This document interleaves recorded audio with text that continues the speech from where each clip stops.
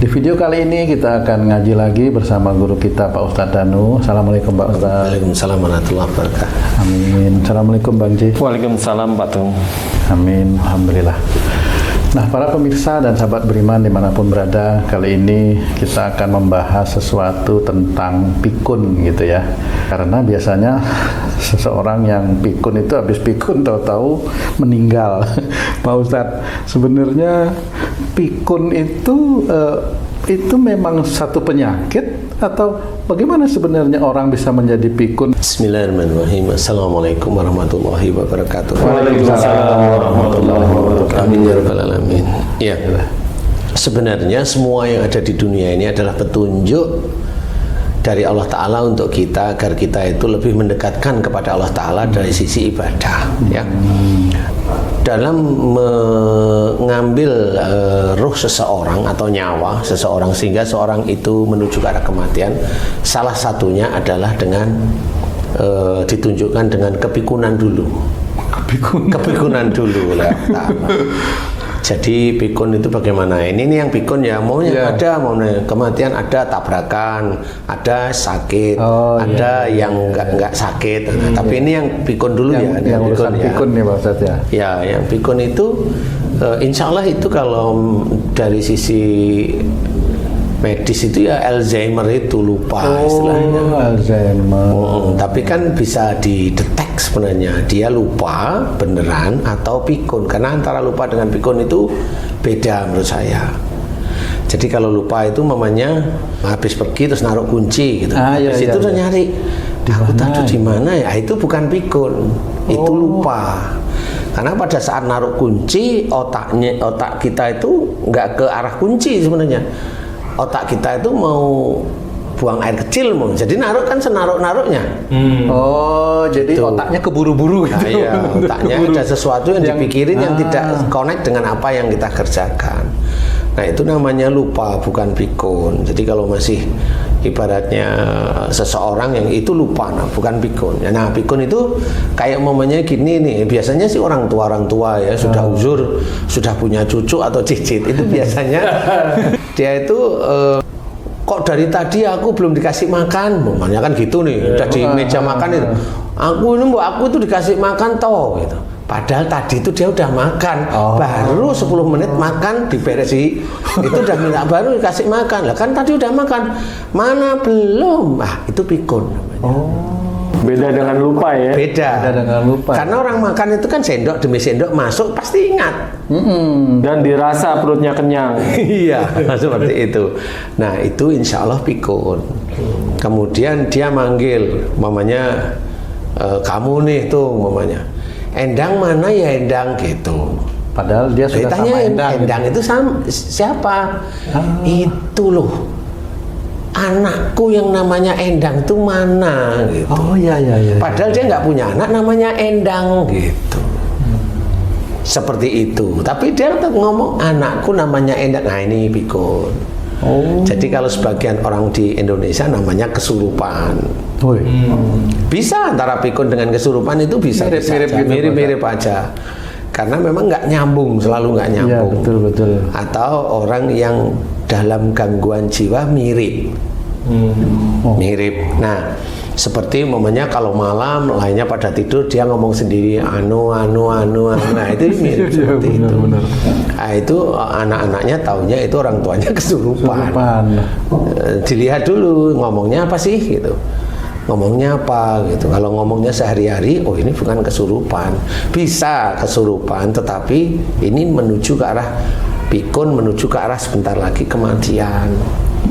Maaf Pak Ustadz, bagaimana membedakan secara jelas itu antara pikun sama lupa? Kadang saya juga pernah mengalami kejadian itu kalau di rumah. Itu orang tua saya itu ada yang bertamu, dia ngobrol sama tamunya, tapi dia nggak tahu tamunya ini siapa. Jadi dia selalu menceritakan tentang kejadiannya dia sendiri dulu kepada tamu itu. Nanti ditanya, Pak, ditanya, tahu nggak siapa itu? Siapa itu? Nggak tahu. Apa itu?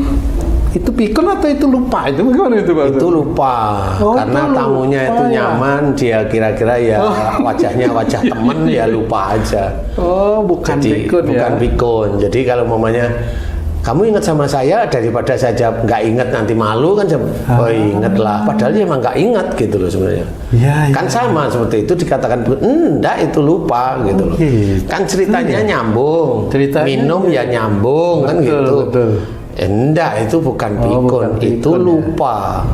Seperti umpamanya kamu badanmu gede, kemudian 1 bulan kemudian kurus, nggak tahu kurus, ceku, nggak karu-karuan.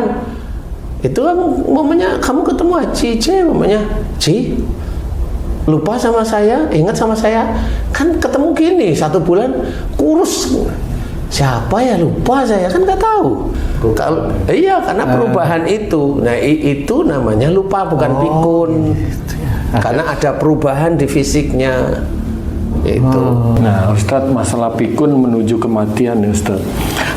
Ada teman saya di Bogor Ustadz, itu keturunannya tuh ibunya, neneknya segala macam, itu menjelang kematiannya selalu ngalamin pikun, nyerocos terus sampai meninggal pun demikian. Nah, Tapi meninggalnya nggak nyerocos. Ya. dia enggak, dia meninggalnya dia.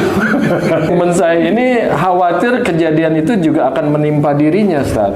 Nah, jadi yang ditanyakan apa penyebab pikun itu menjelang kematiannya? Kemudian bisa nggak pikun itu diatasi atau dihentikan sedini mungkin, Ustaz? Ya, sebenarnya ada 2 pertanyaan. Bisa nggak pikun itu dihindari atau pikun itu dihentikan gitu. Oke, satu dulu dihindari. Sebenarnya yang saya alami dari saya sering nangani pasien yang pikun, sebenarnya tahu saya ajak ngomong tuh nggak nyambung. Nah, kalau udah nggak nyambung, dah sekali, 2, 3, 4 kali nggak nyambung, saya langsung paham ini udah menuju titik kematian. Walaupun masih muda, ada yang seperti itu? Jarang, udah jarang, sangat jarang lah. Rata-rata udah sepuh-sepuh seperti itu. Nah, karena apa? Karena anaknya itu pengen ibunya nggak pikun, kan gitu. Oke, itu nanti saya jawab nanti ya. Bagaimana biar tidak pikun? Nah, cara menjadikan, insya Allah ya, ini cara dari saya. Karena saya amati orang pikun itu selalu ngomongnya masa lalu. Masa lalu. Kan gitu ya. Temennya yang sudah meninggal yang dia anggap masih ada. Yang diingat di pikirannya. Di pikiran dia itu teman-teman masa kecilnya, bukan momennya kamu inget pacarmu SMP terus itu pikun, belum tentu kan gitu ya. Itu memori itu Pak. Nah ya itu memori namanya, bukan pikun itu ceritanya. Yang berkesan di hati mungkin yang teringat ya. Walau-walau nggak ngerti. Kadang juga hanya memori, tapi malah memori itu muncul, tapi yang diomongin juga nggak karu-karuan. Jadi orang yang seperti itu biasanya yang saya amati itu di dalam kesehariannya, waktu dia akhir balik sampai dia punya cucu kasarannya sebelum pikun, dia jarang sekali mengucap bismillah di dalam semua tindakan baiknya. Biasanya begitu yang saya amati ya, karena bismillah itulah yang menjaga makhluk itu masuk ke dalam otak kita. Kalau kita mau melakukan apa maunya, mau main ke rumah teman, iya niat aja bismillah main ke rumah teman. Sehingga nanti dengan teman itu menjadi memori tapi tidak dimunculkan dalam kepikunan. Nah, pada saat kita itu senantiasa setiap hari itu mengucap bismillah karena Allah di dalam kehidupan sehari-hari, entah itu bekerja atau kita itu mau duduk atau kita itu pergi atau apa, dengan doa-doa yang baik karena Allah Ta'ala, insya Allah itu tidak akan menjadikan makhluk itu masuk ke otak kita. Umpamanya dharma wisata nih, pergi nih ke pantai nih rata-rata atau ke gunung. Rata-rata orang pergi ini kan ada periode dia perjalanan sampai sana, aktivitas, kemudian makan, kemudian macam-macam, kemudian pulang. Kan ada episode nih. Episode pergi bismillah sudah benar. Ya. Nah, pada saat di tempat sana dia akan melakukan aktivitas lagi, yaitu bersenang-senang. Nah, pada saat dia bersenang-senang itu ada di garisnya Allah enggak? Padahal bersenang-senangnya itu hanya main air lah, atau main ayunan lah. Nah, di titik itu dia akan teringat pada saat dia itu main air, tertawa, terbahak-bahak dan sebagainya. Ini kan nggak ada Allahnya sebenarnya. Nah, di titik itu ada memori masuk di sini. Pada saat dia itu terkenang di titik itu, seneng banget, jin itu akan masuk ke otak manusia. Dan di situ dia ngendon aja dulu. Apalagi nanti umpamanya di kelas dulu SD umpamanya. Di SD dulu dia pernah dilempar penghapus sama gurunya dan dia terkenang beneran. Nah, itu masuklah jin. Atau di SMA atau di kuliah atau di pekerjaan, banyak di pekerjaan. Nah, disinilah cara kita itu mengantisipasi agar kita itu insya Allah, ini kan kita upayakan insya Allah besok tuanya tidak pikun.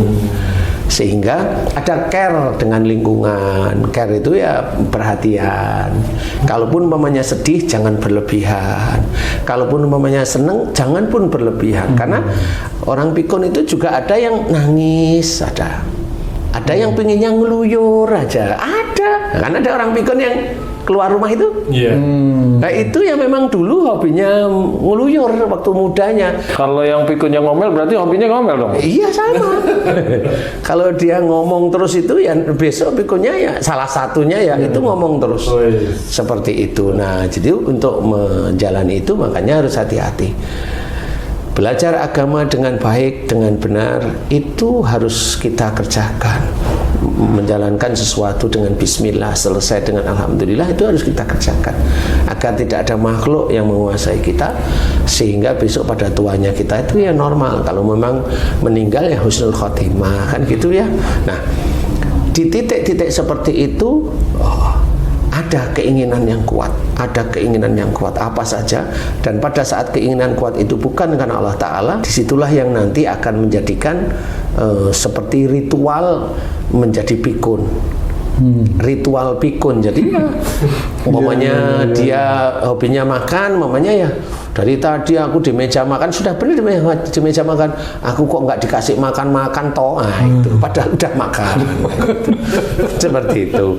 Umpamanya makan nih, tanyain, kayak makan pakai apa? Ini kaki macan gitu. Padahal dia makan itu hanya telur dadar aja dia. Tapi tanya, makan apa? Kaki macan. Mana kaki macannya? Ini diambil telur dadar gitu loh. Nah, itu nggak nyambung namanya umpamanya. Nah, itu pikun sudah sebenarnya. Nah, untuk menjembatani agar kita insya Allah tidak jadi pikun, care-lah. Kemudian tiap menjalankan aktivitas sehari-hari kalau baik, bismillah. Jangan juga kalau mau korupsi bismillah ya jangan. Lupa dia. Umpamanya dia itu memperhitungkan di kontraktor, umpama ya. Dia itu mencoba dari sini sudah dapat, dari ini dapat. Wah, yuk kita sholat berjamaah biar nanti kita dapat keuntungan seperti itu. Nah, itu kan lucu jadinya. Iya, benar. Itu nyuri, sama-sama saling membantu nyuri. Nah, insya Allah menurut saya salah satu jalan untuk tidak pikun seperti itu. Membaca Quran niatnya karena Allah, jangan nafsu. Kemudian itu yang harus kita pelajari sehingga kita mudah-mudahan di penghujung akhir umur itu tidak pikun. Satu itu. Kemudian yang kedua nih, bagaimana menghindarkan pikun? Kalau sudah pikun memperpendek istilahnya. Betul ya sih ya? Iya. Saya sangat sering jadi ini, tapi bagi pemirsa jangan berkecil hati ya. Kalau saya sudah tahu pikun gitu, saya bilang sama anak-anaknya, kamu, Mas, Mbak, semua anak-anaknya cukup satu, mohonkan ampunan dosa-dosa ibu, mohonkan ampunan dosa-dosa bapak. Dari mulai akhir balik hingga saat ini, mohonkan ampunan aja terus-menerus setiap kali sholat. Kenapa itu Ustadz? Nanti ada jawabannya. Cukup. Nanti Allah yang jawab, saya nggak tahu jawabannya apa. Jawabannya apa Ustadz? Nggak tahu, nanti ada jawabannya. Nah, tapi jawabannya sekarang sudah saya kasih tahu. Sudah, gitu. Innalillahi. Jadi kalau itu dilanjut terus-menerus, anaknya khusyuk mohon ampun kesalahan dan dosa ibu atau ayahnya yang sudah pikun, terus khusyuk. biasanya pikonnya dipercepat. Pikonya dipercepat maksudnya? Maksudnya itu selesai. langsung ketahuan, langsung selesai gitu.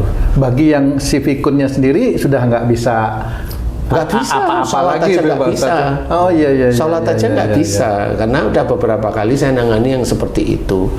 Menurut saya juga bukan berarti kematiannya dipercepat. Wallahu alam, saya nggak tahu ya. iya. Barangkali sebenarnya kematiannya itu ya setelah ketemu sama saya itu kematiannya di titik itu. Cuma harus ketemu sama saya, umpama. Sehingga pada saat saya bilang, mohonkan ampunan dosa-dosanya kepada Allah. Udah itu aja. Nah nanti kalau dia ada khusyuk, biasanya ya ada yang 3 hari, ada yang 7 hari, itu langsung ya pasang innalillahi wa inna ilaihi raji'un. Itu yang sering itu yang saya alami itu. Jadi itu mempercepat pikun ya. Buntutnya nggak saya omongin ya, mempercepat pikun. Insya Allah yang saya alami dari itu ya sebenarnya. Saya kasih contoh, ini saya kasih contoh. Pada saat saya ada di Jakarta, saya itu ditelepon sama adik saya, Mas, ibu mau sholat subuh di kamar mandi jatuh. Nah itu saya langsung berpikir waktunya ibu saya sudah dekat. Itu pikiran begitu sudah hafal. Karena orang itu kalau sudah jatuh di kamar mandi itu waktunya sudah dekat. Insya Allah menurut saya. Karena hampir semua orang seperti itu. Kepleset atau jatuh dari kamar mandi stroke, bangun pagi-pagi stroke itu ya banyak. Tapi ini setelah itu kemudian kayak nggak sadar ibu saya, nggak sadar dibawa ke rumah sakit.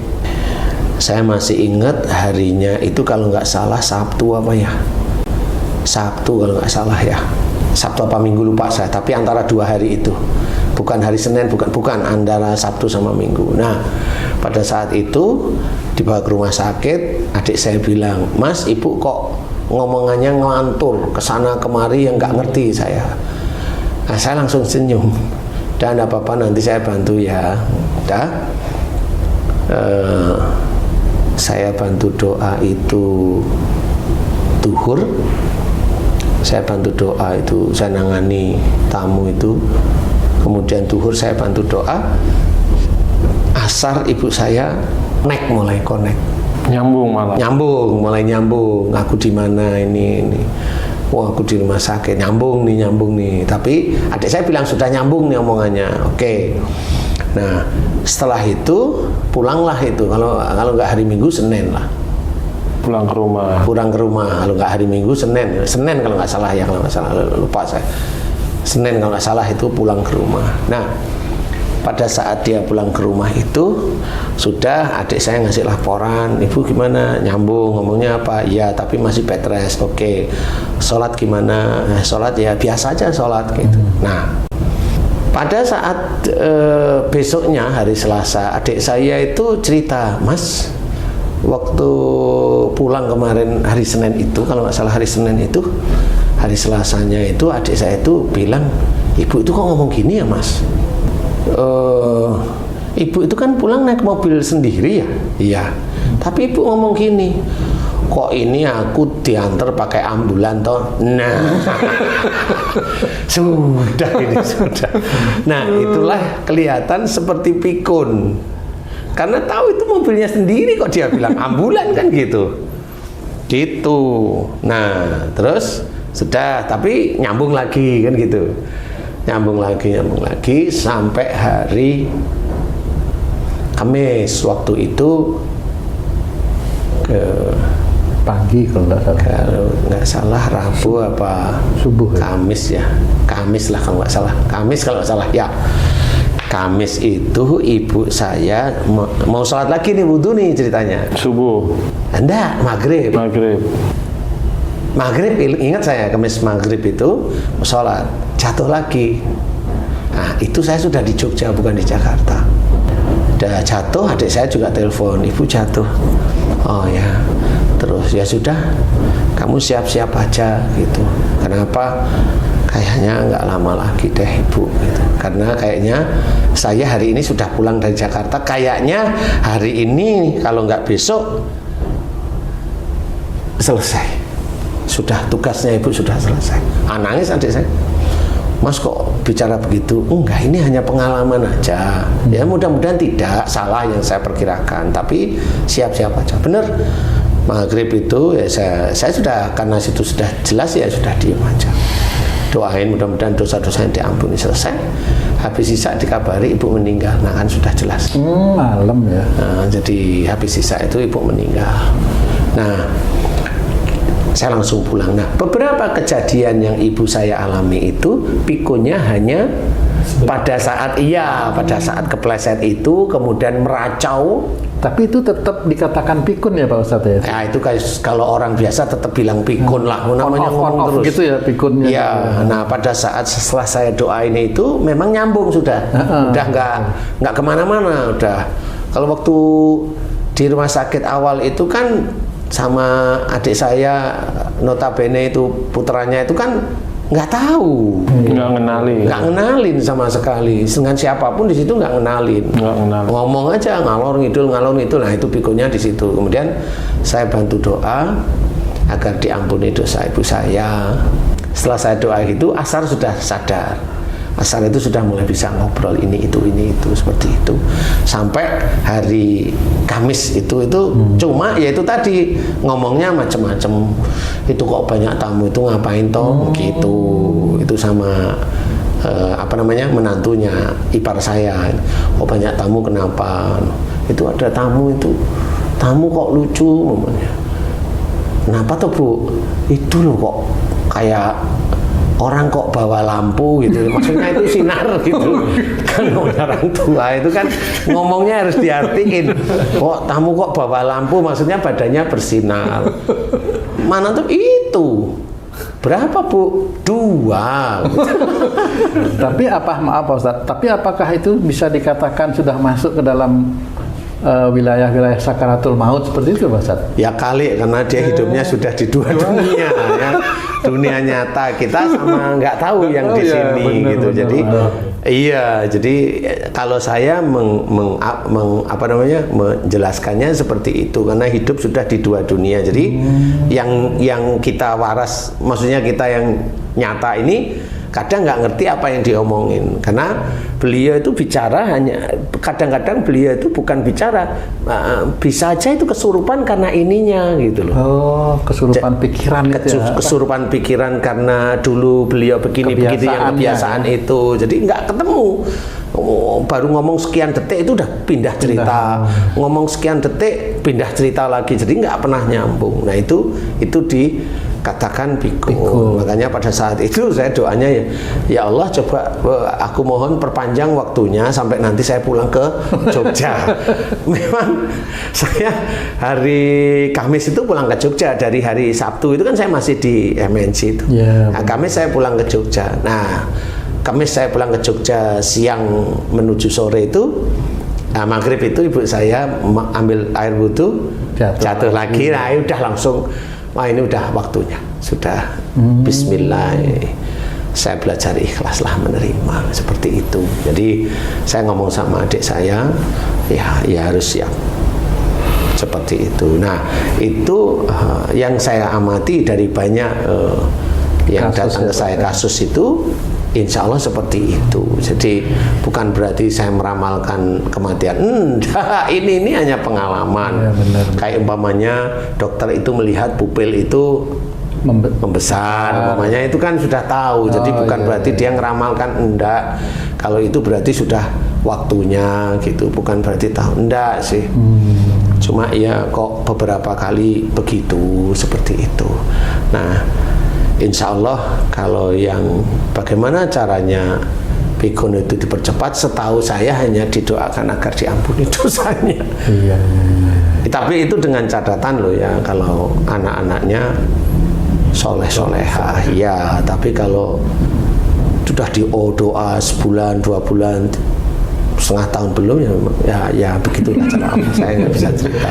Artinya pikun itu bisa fisik kelihatan sehat, bisa, atau fisik sudah terbaring di rumah sakit menceracau, itu sama dengan pikun Pak Ustadz? Sama saja. Iya. Jadi ada yang nggak mau makan, fisik jalan bisa, kemudian ya, kayak orang biasa aja, tapi kelihatan kalau menurut saya ini sudah bukan beliau gitu. Jadi ini ada makhluk yang diizinkan oleh Allah Ta'ala untuk mempengaruhi, sehingga seperti orang kalau kita bilang itu pikun gitu. Nah, untuk menghentikan makhluk ini ya didoakan agar dosa-dosanya diampuni.